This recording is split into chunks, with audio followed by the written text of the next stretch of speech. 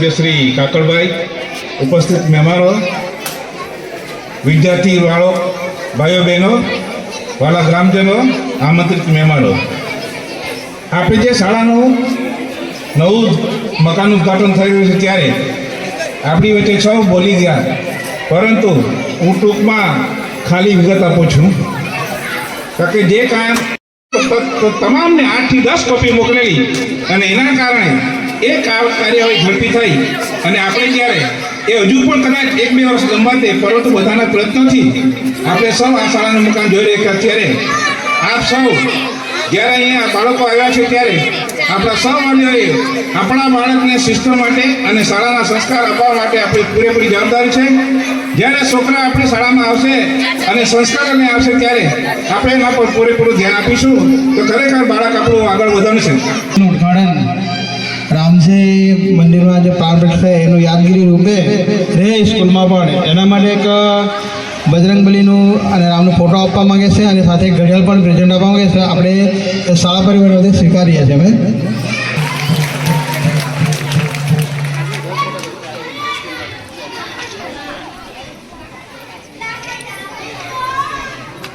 અમે હવે કાર્યક્રમમાં આગળ ભૂતપૂર્વ વિદ્યાર્થી એવા મગજીભાઈ નિકુડિયાને હું વિનંતી કરીશ કે એમનો શાળા પ્રત્યેનો ભૂતપૂર્વ અનુભવ રજૂ કરો.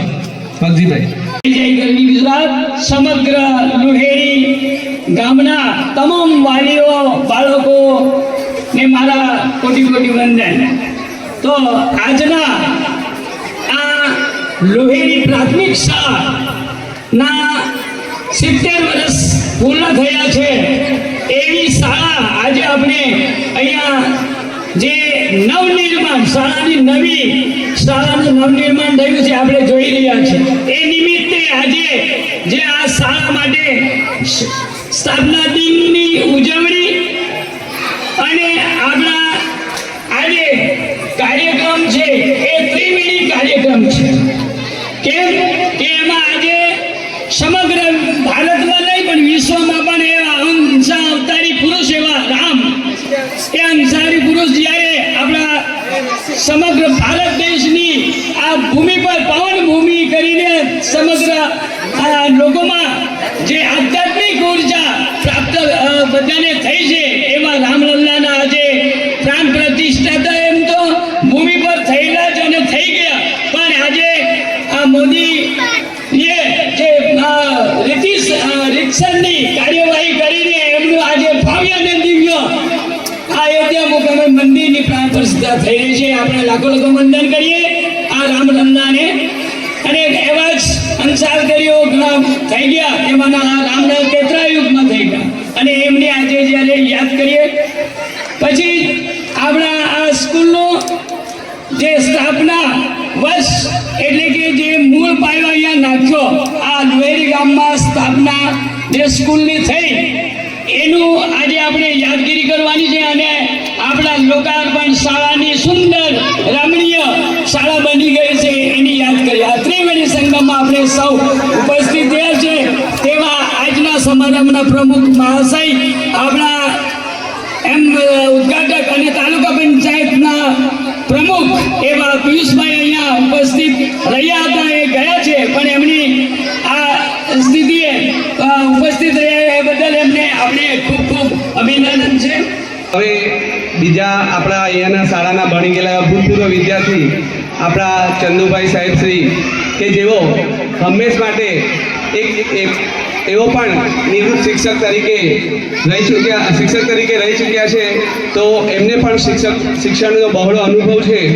અમે જ્યારે પણ મળીએ છીએ ત્યારે સ્કૂલની શિક્ષણની વાતો કરીએ છીએ અને એમના અનુભવ શેર કરી અમે લોકો કામ કરીએ છીએ. તો આજે ચંદુભાઈ પધાર્યા છે તો એમને નમ્ર વિનંતી કે એમના જે શાળા પ્રત્યેના અનુભવો છે તે આપ રજૂઆત કરો એવી શુભેચ્છા.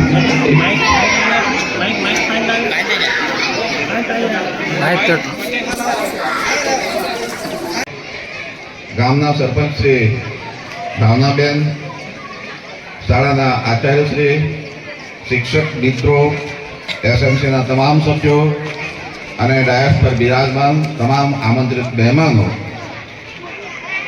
શાળા લોહેરી ગામની વાત કરીએ, હવે બધી આપણે મજીભાઈ સાહેબે બધી વાત કરી જ છે. પણ અમે જ્યારે આ સ્કૂલમાં ભણતા ત્યારે અમારી પાસે ભૌતિક સુવિધા, શાળા પાસે કોઈ પણ ભૌતિક સુવિધા નહોતી. અને અમે જ્યારે ભણતા તે વખતે માત્ર ને માત્ર 4 ધોરણ સુધી સ્કૂલ હતી. પણ ગામ લોકો અને સાહેબોના કારણે 5મું ધોરણ અમારાથી સ્ટાર્ટ થયું. અને 5મા ધોરણમાં અમે જ્યારે મકાનનો અભાવ હતો, સુવિધાનો અભાવ હતો, એટલે અમને રસ્તા બાજુ નીચે એક પેઢારી બનાવી અને એમાં અમે 5મા ધોરણનો અભ્યાસ કર્યો. ત્યાર પછી 6 અને 7 અમે કાંગવી બન્યા. હવે આપણી સ્કૂલ જે છે, આપણે લોહેરી ગામને અત્યારે જે વાતો કરીએ કે ભાઈ અમે જ્યારે ભણતા ત્યારે આવી પરિસ્થિતિ હતી, અત્યારે જે વાતો કરીએ છીએ એમાં બહુ જ ફરક છે. બાળકોને સરકારશ્રી તરફથી, ગામના લોકો તરફથી બધી જ રીતે ભૌતિક સુવિધાઓ અને તમામ રીતે સરકારશ્રીએ આપણને બહુ જ સરસ મજાનું બિલ્ડિંગ પણ બનાવવા માટે મદદ કરી છે.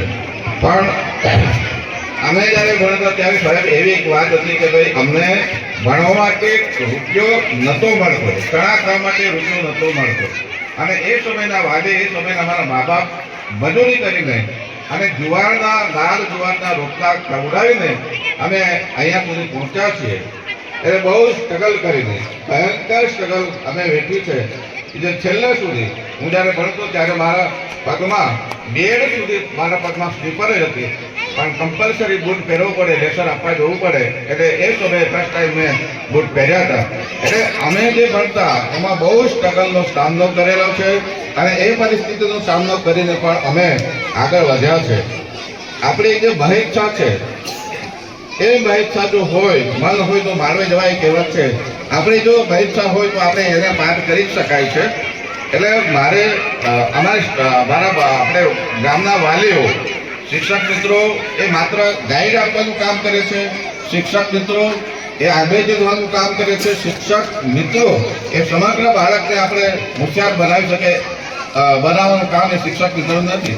જ્યાં સુધી પેરેન્ટ્સ, જ્યાં સુધી વાલીઓ જો સજાગ ન થાય, જ્યાં સુધી વાલીઓ ઘરે એમને શું લેસન આપ્યું છે, શું આજે તૈયારી કરી છે, આપણે શાળામાં શું આપ્યું છે, એની ચકાસણી ના કરે તો બાળક આપણું આગળ વધી શકે નહીં.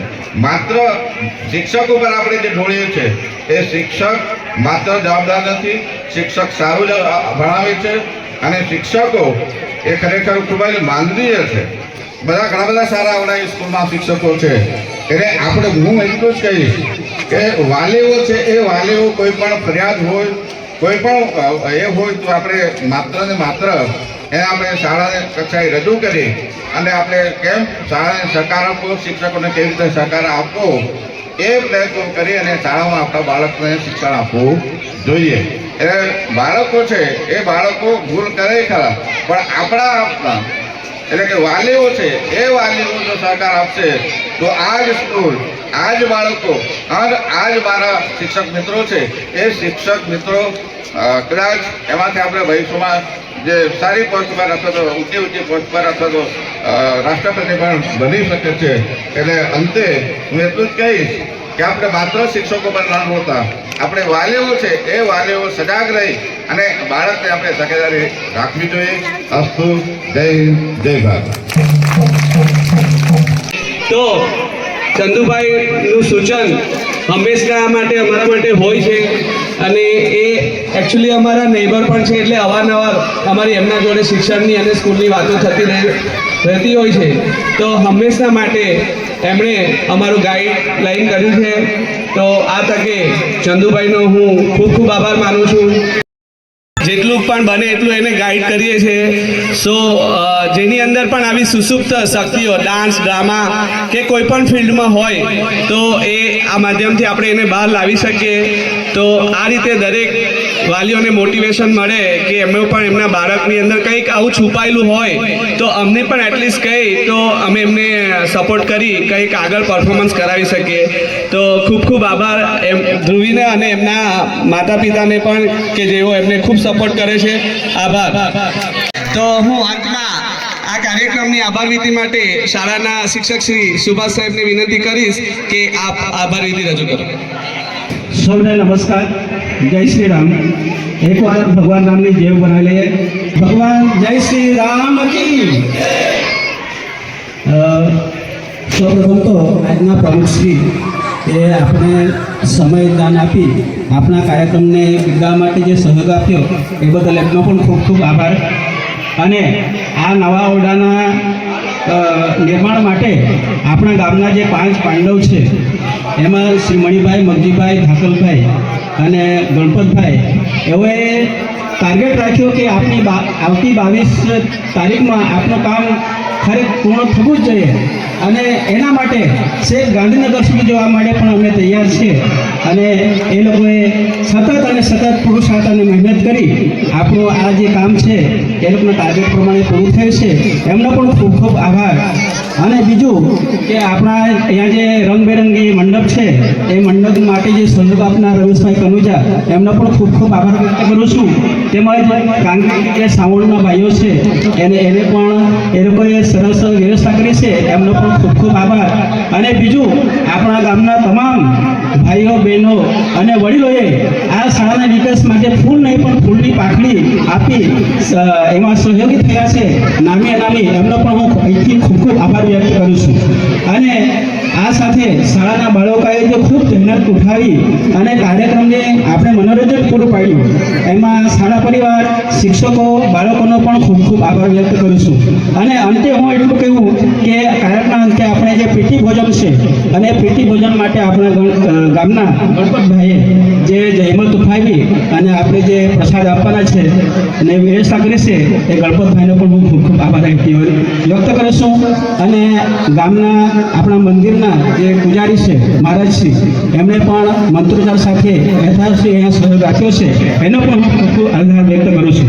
અને બીજું જે કંઈ આપણે ફૂલ નહીં તો ફૂલની પાકડી કોઈ બાકી રહી ગયેલું હોય નામી અનામી એમનો આ તબક્કે હું અને બીજું કે એસએમસીના જે અધ્યક્ષ છે એની કમિટી છે એ લોકોએ પણ એમાં ખૂબ સહયોગ આપ્યો છે એનો પણ અહીંયા ખૂબ આભાર વ્યક્ત કરું છું. અંતે હું આભાર વ્યક્ત કરી અહીંયા વિરમું છું. સૌને જય હિન્દ, જય ભારત. જેમને પ્રાધાન્ય આપ્યું છે એવા આપણા સાઉન્ડવાળા ભાઈઓનું પણ આ તકે ખૂબ ખૂબ આભાર.